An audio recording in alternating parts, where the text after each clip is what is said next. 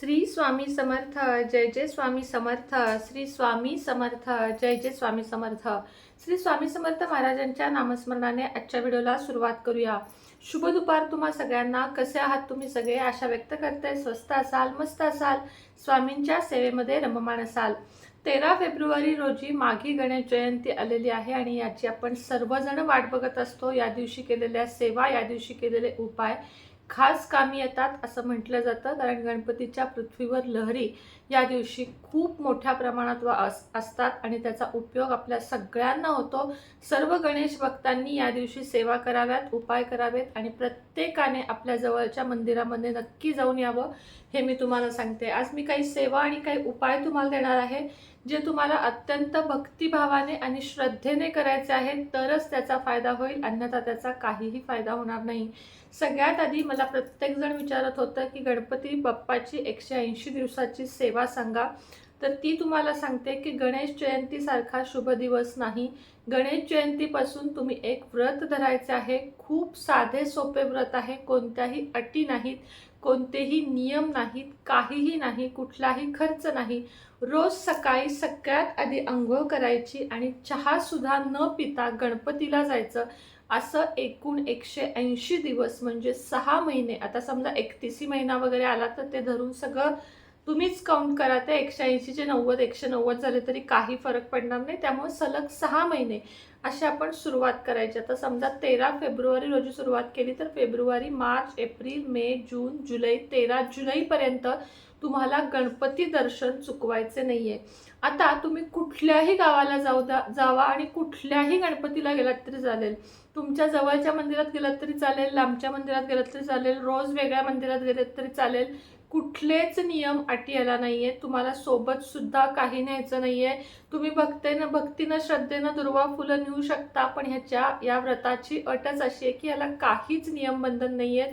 आपले 10 बोटं म्हणजे 10 लक्ष आणि आपलं डोकं म्हणजे नारळ त्याच्या खाली टेकवायचं, हात जोडायचे, बास एवढंच गणपती बाप्पाला हवं आहे. असं या व्रताचं एक नियम आहे. 180 दिवसाची ही सेवा आहे.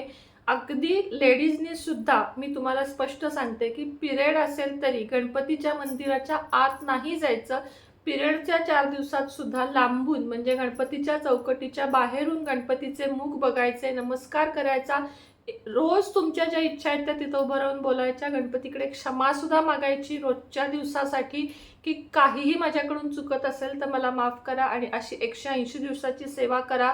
तुमच्या मनातल्या अशक्य त्या गोष्टी शक्य होतील, कारण गणपती हा प्रथम पूजनीय, विघ्नहर्ता, दुःखहर्ता आहे आणि गणपती बाप्पाची केलेली कुठलीच सेवा वाया जात नाही.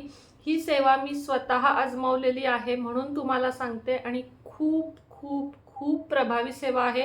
काहीही करायचं नाहीये, जप नाहीये, तप नाहीये. तुम्ही मांसाहार करू शकता, तुम्ही कांदा लसूण म्हणजे खरं तर नका करू असं सांगते मी, पण मला प्रश्न येतात. ह्याचं कारण काय आहे? अंघोळ झाल्या चहा सुद्धा न पिता जायचं आहे.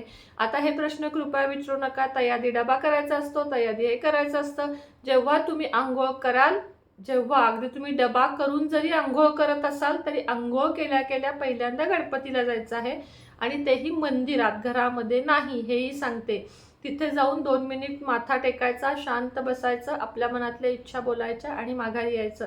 बास एवढी 180 दिवसाची सेवा गणेश जयंतीपासून करून बघा. सुरुवात करण्याचा दिवस, त्या दिवशी अंगारकी चतुर्थीचा सुद्धा योग आलेला आहे.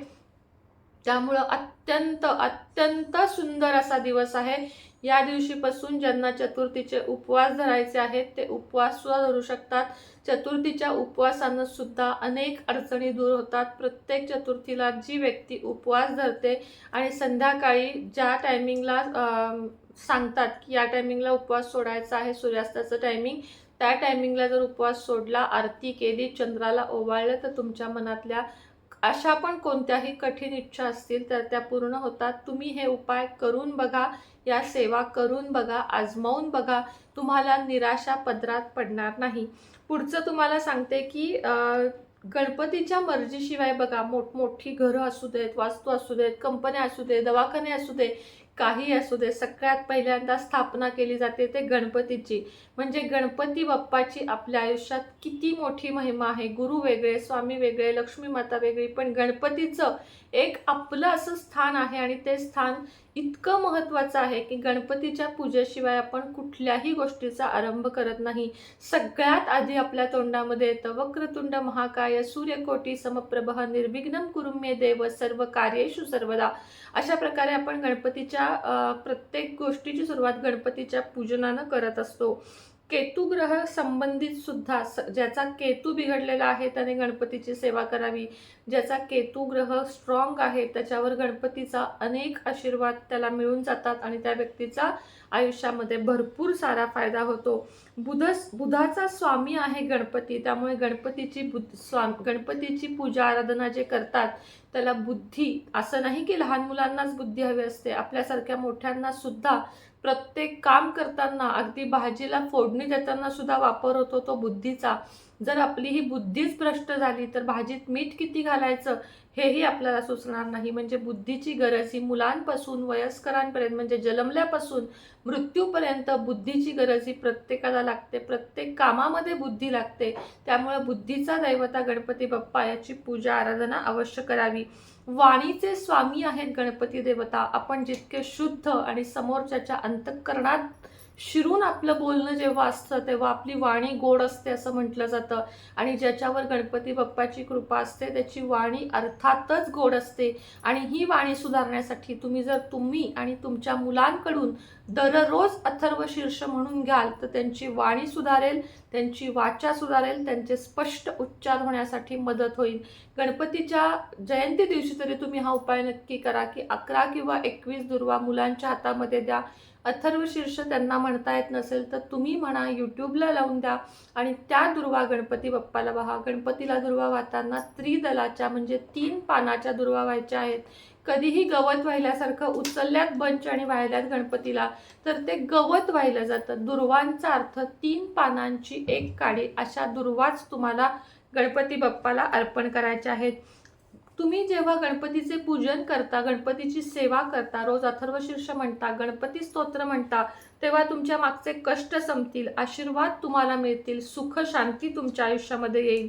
आता गणपतीची फॅमिली बघूया आपण. गणपतीचे कुटुंब अर्थात गौरी, कार्तिकेय, नंदी, महादेव आणि त्यासोबतच महालक्ष्मीची सुद्धा गणपतीची पूजा केली जाते. गणपती पूजेमध्ये सगळ्यात जास्त महत्त्व आहे ते अथर्वशीर्षला. जसं तुम्हाला सांगितलं की तुमच्या लहानग्या मुलांकडून सुद्धा, मोठ्या मुलांकडून सुद्धा रोज अथर्वशीर्ष जर म्हणून घेतलं तर त्यांना परीक्षेमध्ये हमखास यश येण्यास मदत होईल. इतकी अथर्वशीर्षामध्ये ताकद आहे. त्यांना रोज सांगा की मुलांना म्हणजे शिकवा, हे वळण द्या की गणपती मंदिरात जा, तिथं अथर्वशीर्ष म्हण, तिथे थोडा वेळ बस, गणपतीला बुद्धी माग. गणपतीला काय मागायचं? बुद्धी, सुख, संकट हरता, म्हणजे संकट तुमचे ते हरणारा गणपती बाप्पा आहे.